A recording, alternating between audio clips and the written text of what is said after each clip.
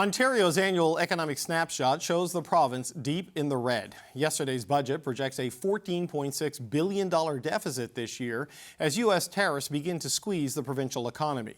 The spending plan lays out $30 billion in tariff-related measures. To protect people, protect communities, protect businesses. We're going to focus on the businesses that have been hit by the tariffs right off the hop. We'll get through it, just exactly like the pandemic. You spend a little bit when you're finding it's really tough, and you make it up a year or 2 years down the road. But we have a good path to balance. Peter Bethlenfalvy is the Minister of Finance for Ontario, and he joins me now. Minister, welcome back to the show. It's good to see you, sir. Great to be back with you, David. This budget you tabled yesterday, how different is this budget from the one you would have produced if it were not for Donald Trump?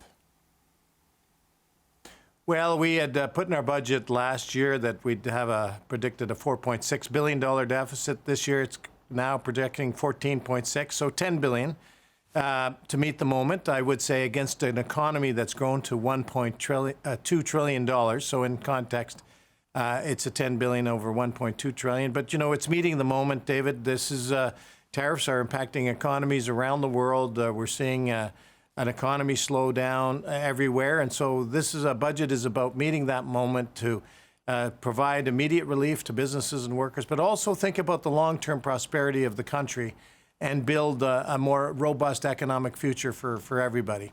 You know, you talk about the disruption there. I mean, in your budget last year, I don't think the word tariff appeared once. In this one, it's 103 times, right? So that just shows how much has changed things. The hit to the bottom line, I know some of this is new spending measures, but some of this is projected a real shrinking in growth, right? Cutting GDP growth in half, I think, over the near term. So how much of the deterioration in your financial position is strictly because of the knock-on effect Trump is having on the economy? Well, it has an impact for sure, but you know, we've been growing our economy, so we're in much better shape. We've been fiscally responsible, 2 credit rating upgrades, the lowest interest costs in decades, 6.5 cents on the dollar versus, you'll remember in Ottawa when they went up to 35 cents on the dollar. So we're in the best fiscal shape we've been in a long time. That allows us to lean into mitigate these the effects of these tariffs. But it also allows us to work on, particularly with the reset in Ottawa, federally, to really work on the big nation-building type projects.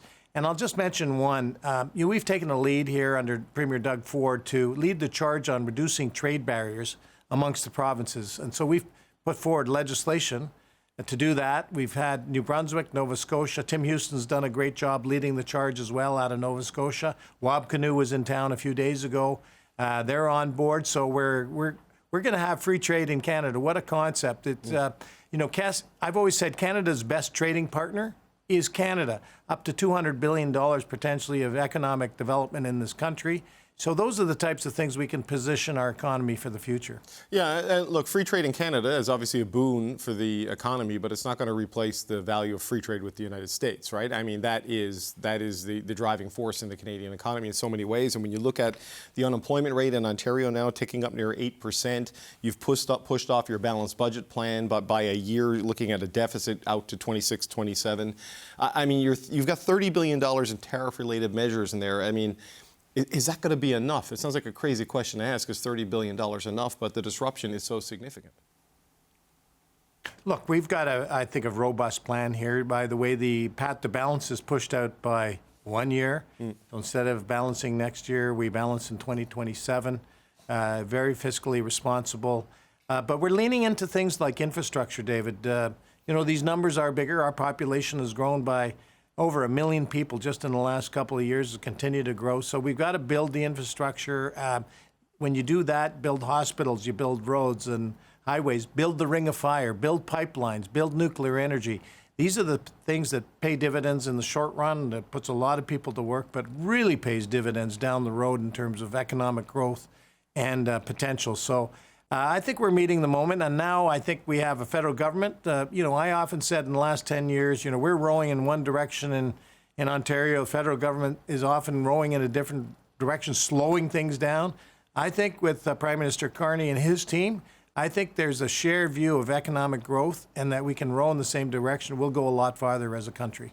But, you know, pushing off the balanced budget projection by a single year, we're not getting a federal budget this year, or at least not anytime soon in this year, because of all of the uncertainty, they say, that is coming from the trade disruptions to the South. I mean, how reliable is that forecast, given that what Donald Trump could still do? I mean, does that presuppose that there is some sort of settlement of the sectoral trade dispute that we're involved with the Americans? Well, I'm an optimist, so I think that with the team and the tone and the relationship, we'll land a deal. You know, I'd like to see the tariffs. We'd all like to see certainty in the markets. They've made the decision not to table a budget till the fall. I've tabled one. I'm out there every 90 days in front of the people of Ontario telling them how I spent their money.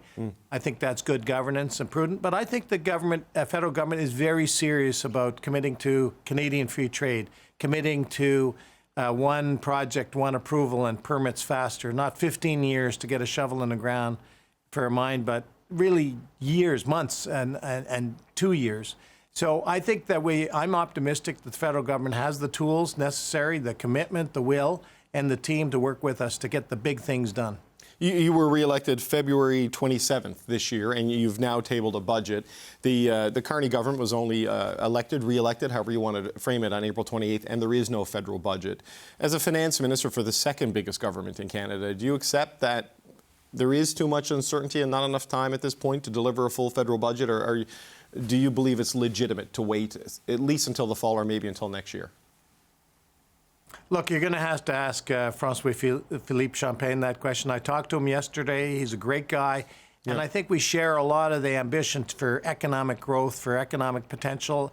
There's many people in that cabinet. Tim Hodgson, who's responsible for energy and the Ring of Fire, natural resources. I think they built a team that we can get these big things done, not just the Ring of Fire in Ontario or nuclear.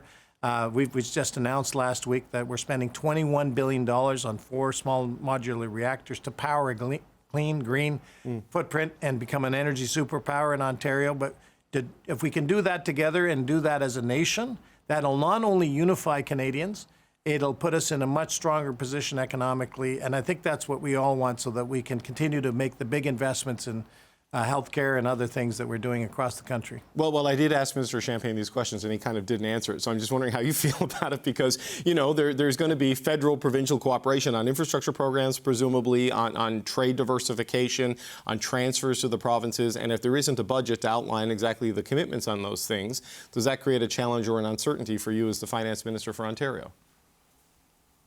Well, I'm not going to speak for them, David, but I will say I think they have a lot of the tools necessary to get the things done. For example, free trade by July 1st for all of Canada. They've mentioned dropping personal income taxes. They don't need a budget to do that. They can do a lot of things without a budget. You know, there's a lot of things that, you know, I tabled in my budget speech yesterday that requires the federal government to step up, and I'm optimistic that they're going to step up. They're going to work with us on, for example, one project, one approval process, so that we can get things like the Ring of Fire built, that we can get our transit built, that we can get tunneling for our roads and highways, that we can get going on nuclear energy. So we're going to keep working closely together and get these things done. You've mentioned getting the Ring of Fire built. I wonder what your optimism is on getting the Volkswagen battery plant, the Stellantis battery plant. We've seen the delay announcement from Honda saying that its build out of the Ontario EV chain, or the Canadian EV chain, it's going to be delayed at least 2 years. Minister Champagne seems to believe it's not dead, it's just delayed. How do you view it with this grand project? Because there's a lot of hope and industrial policy and potential subsidies tied up in those projects. I absolutely share François-Philippe's view. It's delayed, not dead. Look, I was in the Oshawa GM assembly plant the other day talking to the Unifor workers there. They are some of the best workers on the planet, most productive auto manufacturing workers that we have in North America. I'll put them up against everybody, whether it's GM, Stellantis, Honda, you name it, Toyota, Ford. And they're great workers. They have skills. They're productive. They're innovative. They're hardworking. And I think the electric vehicle, for example, that's going to be part of our future. So the critical minerals that go into that, I don't want to just dig in the Ring of Fire. We want to process and smelt those minerals, go up the value chain and have it right here in Ontario rather than ship it somewhere else and buy it back. So we've got all the ingredients which can help power Ontario's economy and will help power Canada's economy. Well, one last question before I let you go, Minister, and this is about housing, because this is the other big challenge the country is facing. You're projecting a drop in housing starts in terms of what you were hoping for. 70,000 starts this year, down from about 90,000, I believe, in your last budget. Why the pessimistic correction on that? And have you given up on the goal of, 1.5 million homes by 2031? Can you still hit that? Absolutely, and we're not going to relent. Listen, tariffs have impacted housing building right across the planet, so every jurisdiction is seeing fewer housing starts. But that said, we're not stopping or slowing down. We just announced another $400 million for infrastructure for municipalities to build sewage, the bones to get things built faster. Municipalities love that. That's $2 billion we've announced so far. We tabled legislation this week for even cutting more red tape to get things built faster and reducing development charges to encourage more builders to build in communities. And thirdly, a federal government that just campaigned on building more houses faster. So again, I'll come back to when you get municipalities, provinces, and federal government all aligned on the goal to get houses built so we can solve this housing crisis and give hope to younger generations, we can achieve a lot more when we row together in the same direction. Peter Bethlenfalvy, Minister of Finance for Ontario. Always appreciate the time, sir. Thanks for being here today.